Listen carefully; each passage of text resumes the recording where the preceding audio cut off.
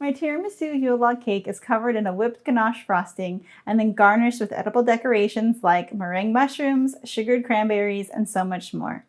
First, I'm going to make the whipped chocolate ganache frosting. I'm going to add my butter to my bowl of chopped chocolate.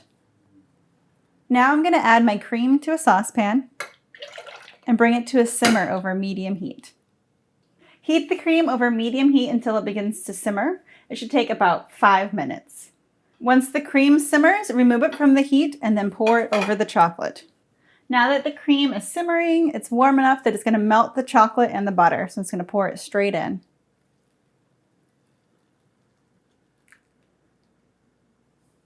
From here, I'm just going to whisk it all together. I like to start at the center of the bowl, and then I'll work my way towards the outer edges.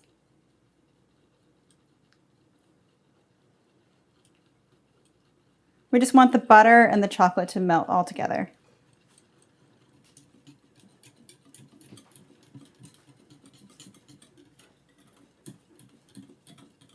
Everything is smooth and melted.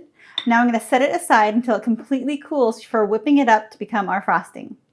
At room temperature, it'll take at least an hour to completely cool until we can whip it. To speed things up, you can put the whole bowl of ganache in the refrigerator, but make sure you stir it every now and then so it stays an even consistency. I'm going to make the meringue for my edible mushrooms. First, I'm going to separate my egg whites from my egg yolks. I crack my eggs one at a time into a separate bowl to make sure I don't get any yolks in my whites. So I have my egg whites in the bowl with the whisk attachment, and I'm going to turn this on to about low-medium speed, so like level 2. And as soon as that starts to get frothy and the bubbles start to form, then we're going to start adding in our sugar very, very slowly. The key to a great French meringue is making sure that the sugar is dissolved in the egg whites. To do that, I'm going to be slowly pouring in the sugar as it mixes and then gradually increasing the speed of the mixer. You want to make sure that the sugar is completely dissolved so the baked meringues don't leak. So now you can see there's a lot of bubbles forming here in the egg whites. So I'm going to start slowly pouring in my sugar and then I'll gradually increase the speed of the mixer. But I'm talking like really slow. It's going to take a couple minutes to get this whole half cup of sugar in there.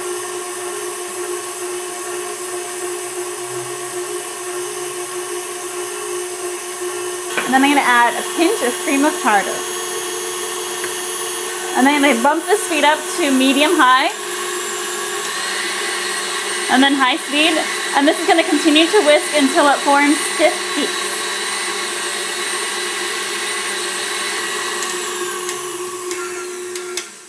So let's just go ahead and check it out. I know it's not ready yet, but I want to show you guys what we're looking for here. So this is very, very soft peaks. You can tell that it's not going to hold its shape. And we definitely want it to hold its shape when we make those mushrooms. So I'm going to let this go for a couple more minutes and check again.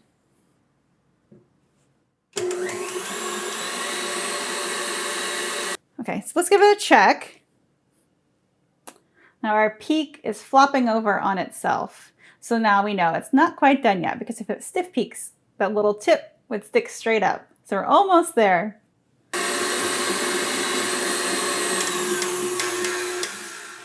At this point, I'm going to go ahead and add in my vanilla extract, and then I'll just mix it for about another minute with the vanilla, and I think it'll be nice and stiff and glossy.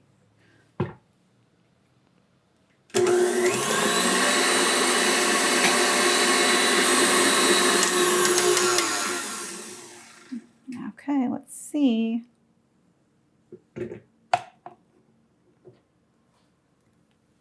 All right, so we have very stiff, very glossy meringue that's going to pipe beautifully for our mushrooms. So my piping bag is just fitted with a small plain round tip, and I'm going to go ahead and fill it with the meringue. And I have my baking sheet already lined with a piece of parchment paper to make sure that the baked meringues don't stick. To keep the parchment paper in place, I just like to do a few dabs of meringue straight on the baking sheet, and then stick my parchment paper on top so it doesn't move as I pipe. Our mushrooms are made up of two parts, the stem and the cap. For the mushroom stems, I'm going to hold the piping bag straight up and down and squeeze to apply pressure to the bag, and then pull up, release pressure, and then pull away. So squeeze, squeeze, squeeze, pull straight up, release the pressure, and then pull away. For the mushroom caps, you want to pipe these round mounds of meringue. And you just do that by keeping the piping bag still and just letting the meringue build underneath. And then at the very end, give it a little spiral off at the tip to make sure we don't have any peaks coming off the top of our caps.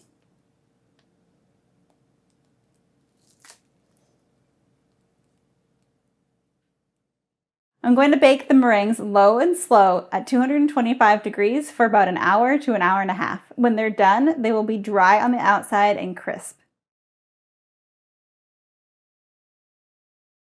I'm making sugared cranberries. They're fun, festive, and glittery and add a pop of color to our Yule log. First, I'm going to start with a simple syrup, adding sugar and water to my pot. Then I'll bring this to a simmer over on the stove. Once the simple syrup comes to a simmer, reduce the heat to low and add the cranberries. Cook the cranberries in the reduced simple syrup for about a minute. So you don't want to cook the cranberries so much that they begin to break down, but we want to make sure that they're coated in that simple syrup. So I'm going to take a slotted spoon and drain them out of the syrup and let them cool on a piece of parchment paper.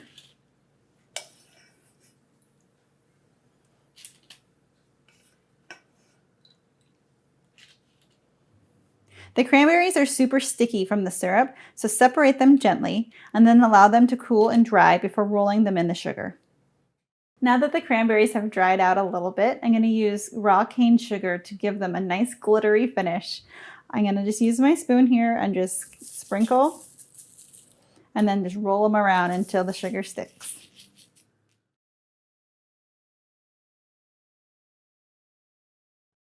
My ganache has been cooling at room temperature for about an hour, and it's already starting to thicken up so much. So now I'm going to take my whisk and whip it up until it's nice and smooth and spreadable.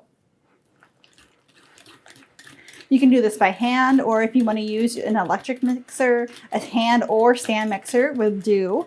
But you just want to make sure that you don't over mix it, because then it can get kind of grainy. I just find that I have a lot of control if I'm doing it by hand, but of course it does take a lot of muscle to get it to where we want it to be.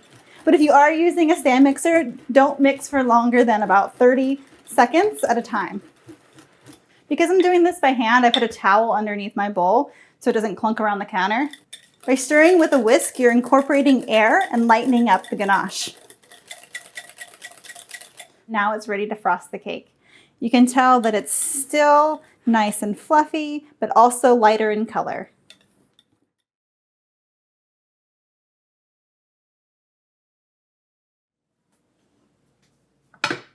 So the Yule log cake has been filled and chilled, and now it's ready to frost. So because we did the spiral here, it didn't match up evenly with the last layer, and that's okay. But because there's like this difference in layers here, I'm going to take a serrated knife and I'm going to trim it so this is just a little bit flatter here. Just kind of lob this little section off.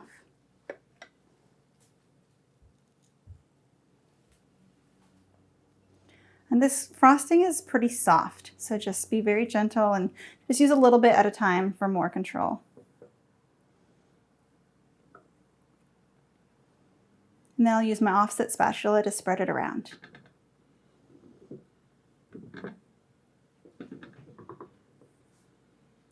And once I have the top frosted, I'm going to go ahead and work on the sides. Again, just working with a little bit at a time.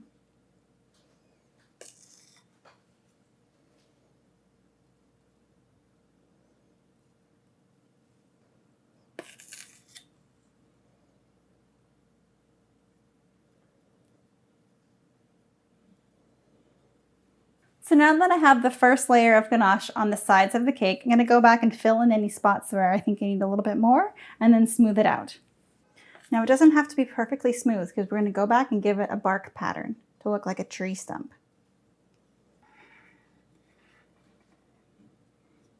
Let's turn this cake into a Yule log. I'm going to use a fork and a chopstick to create a bark texture on the side of the cake. So before the ganache sets, I'm just going to take the tines of a fork and run them up the side of the cake. I'm going to do that all the way around.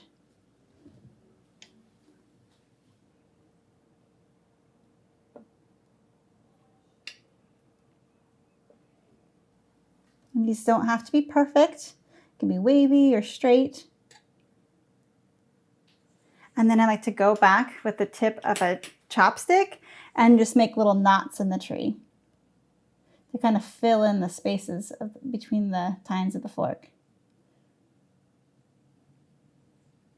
So because the cake was chilled before we put the ganache on it, you'll want to work rather quickly before the ganache sets, or else it won't hold the impression of the fork tines. Okay, now our Yule log is starting to look like a tree stump. We're going to go ahead and add in those edible garnishes, and then we'll be ready to celebrate.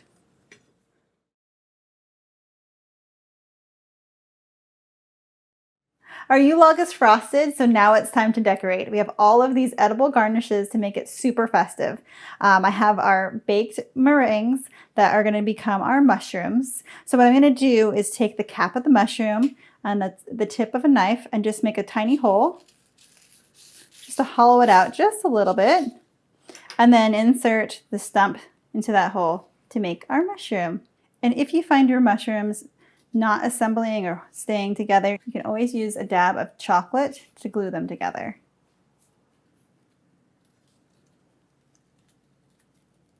Now to make them look like they've been on the forest floor, I'm going to take a fine mesh sieve right here and dust them with cocoa powder.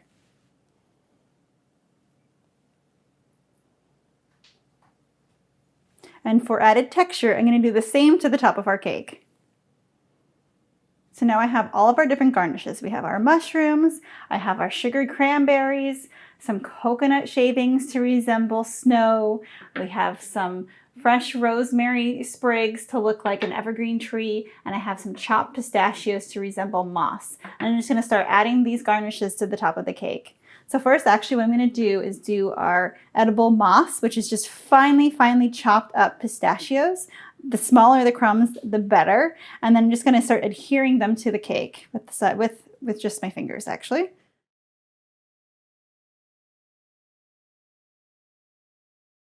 So again, it just gives it a pop of color, some texture. And that's really what we're going for here with the finished design. Just added interest and just making it super festive and fun.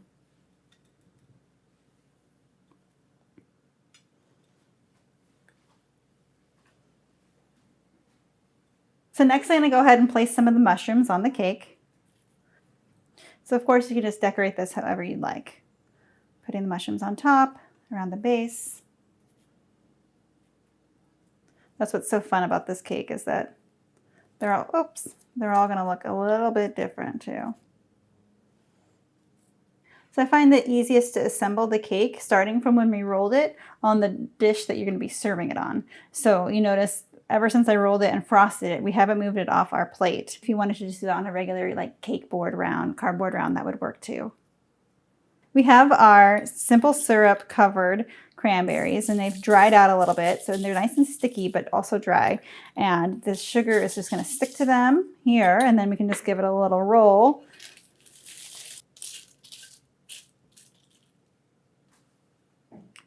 So our sparkly cranberries are going to add some glitter and a nice big pop of color.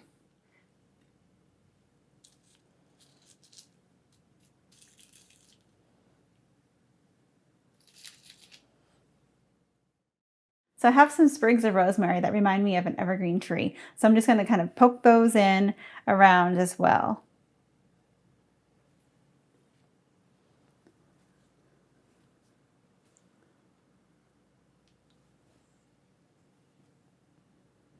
And lastly, I have some shredded coconut that I'm going to sprinkle on the top to look like snow.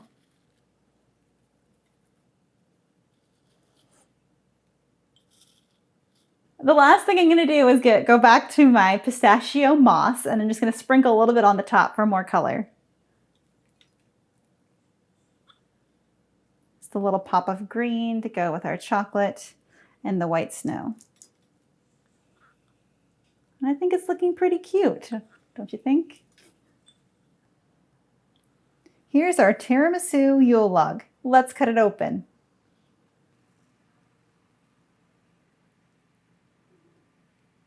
All right, let's give it a taste.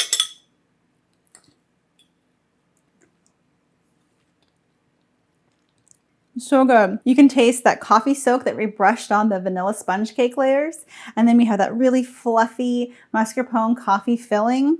And then let's try the whipped ganache. It's really rich, but still very fluffy and light at the same time. All those flavors and textures together are so good.